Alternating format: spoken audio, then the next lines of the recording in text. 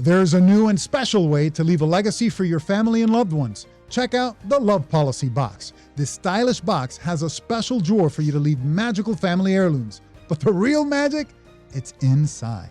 The Love Policy Workbook. It's a step-by-step guide on how to truly leave a lasting legacy.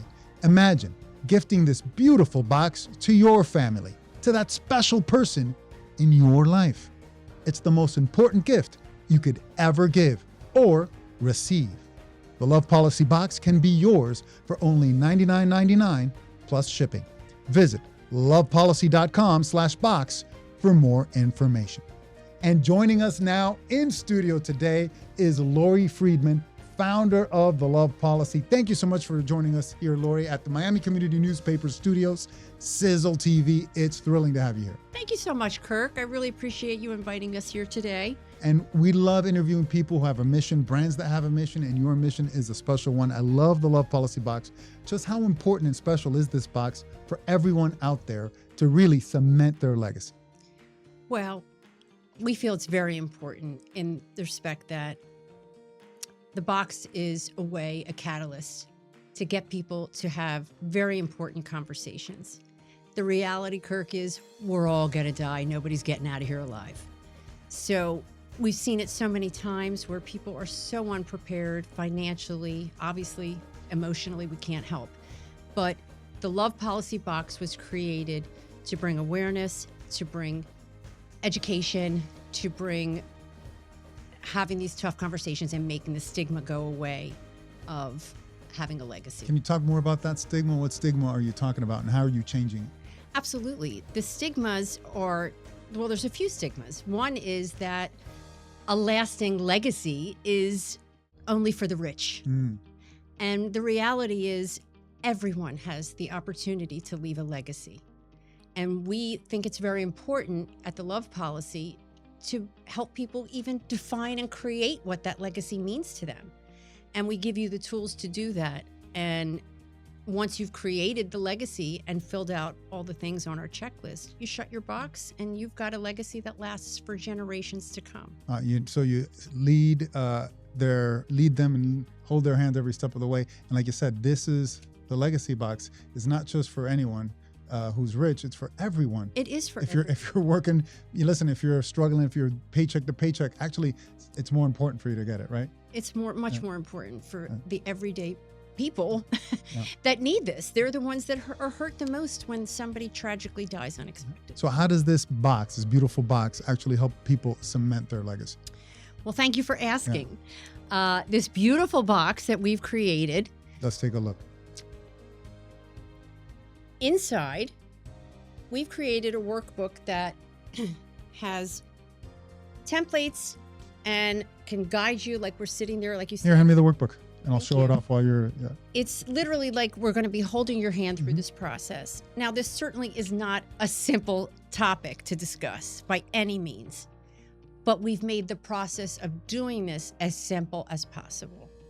It's a step-by-step guide that, again, there's a checklist, not a ton of items on there, but if you complete the items on the checklist, you put them in your box, and you now have a legacy that can last for your grandchildren's grandchildren. You even have samples in here, like a will, we do. Sample will, everything. Literally, you guys have thought of everything, and literally holding the person's hand as you go along this journey. And there's also a drawer. We talked about it in the opening video. There's so you can open it up. You can leave whatever you want. The workbook goes in there. The book was the box was designed to put all of your items on that checklist. In there. Right in here. That's where it'll fit. Will, your life insurance policy. Your love letter that we've given you a sample template to write. And I dare anybody to read that template of a sample letter and not cry. Oh my gosh. But if you have any kind of family heirlooms, let's say there's a family recipe from grandma that was handed down. You can put it in there. And what's in the drawer too? Or is that where the rings go? Deposit box. I have a ring. I love my son to get my University of Miami ring. That's I for can this. put it in there. So all your family heirlooms that you want to leave can go in here, and the items for your legacy go in here. And all the details that your family's going to need to know. All the details. Inside the workbook, something called What to Do When I'm Gone. And that's the item of the checklist that we want people to start having those conversations today while everybody's still here. And try and not make it as scary, because we're all going to die. So if we sit down as a family, or whoever your loved ones are, and you discuss these things like, hey, when I'm not here, if I had a heart attack and I didn't wake up tomorrow morning, this is what's going to happen. Because it's so hard when you're already grieving. We can't help you with that. That's a personal thing. But we can help you with all the other stuff while you're grieving. And you can leave something, a tangible thing behind. While you're still living, you can give them that gift. It's really amazing. And, so why is, this box is so important because it's all about legacy, like you said. So why has creating a legacy always been so important, historically, and even especially now in today's day and age? Well, a legacy is very important, and it means something different to everybody, Kirk. A legacy can mean one thing to you and one thing to me and another thing to somebody else. It really is how you want to present yourself in the world and how you want to be remembered. And that's a different answer for everybody. Yeah. But for me personally, at the Love Policy, I grew up and sadly saw my two grandparents. One seemed like they had a lot of money, and one seemed like they were making ends meet at best. So stark contrast. Stark contrast. And when both of my grandfathers passed away, side note, they died within a week of each other, but that's unrelated. The one that seemed like they had all the money had nothing. So they didn't leave a life insurance policy? No legacy? There was nothing. It was all smoke and mirrors. Nada. Zero, zilch. My other grandmother, who really always seemed like they didn't have much, my grandfather left her in shape that she could take care of herself and be independent. My other grandmother, we had to take care of her. My father had to take care of her financially. So the affluent one, their life literally crumbled, whereas the family that was living paycheck to paycheck, they were okay because they made the right decision. Because they had planned and they had prepared. And that's the only difference.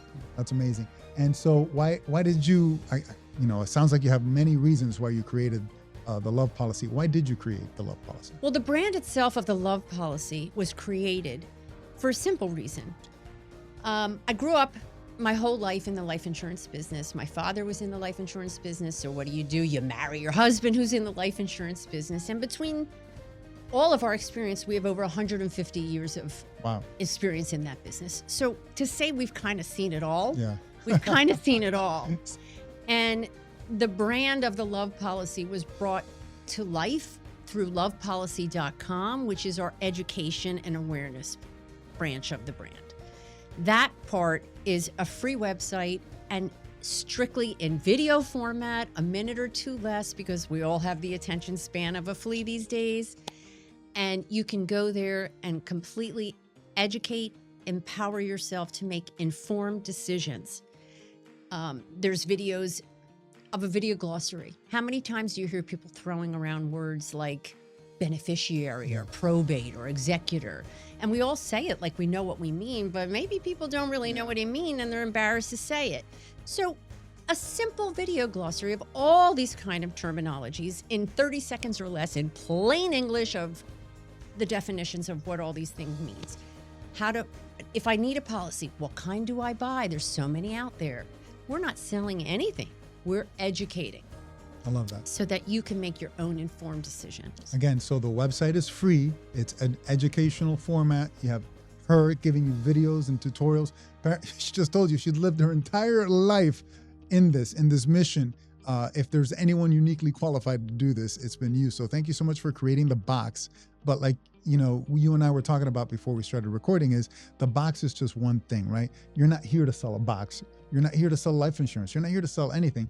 You're here to educate. And that's what's important about educating. And the mission is to educate people about how to really leave a legacy and why it's so important to make that decision and start that process as early as possible for your loved ones, for your family. And that's the mission that brought me to light. And that's why I was like, man, I'm so excited to interview you, Lori. So thank you so much for being here. Once again, LovePolicy.com. You can go there, visit it, see her explaining to you everything you need to know about the intricacies and how to get started on life insurance and how to get that journey started for yourself. So in terms of the stigma, we were talking before we started recording as well, and you said that life insurance is a term that, let's face it, it's a little icky, right? As the kids say, It's a lot icky. it's a little icky, right?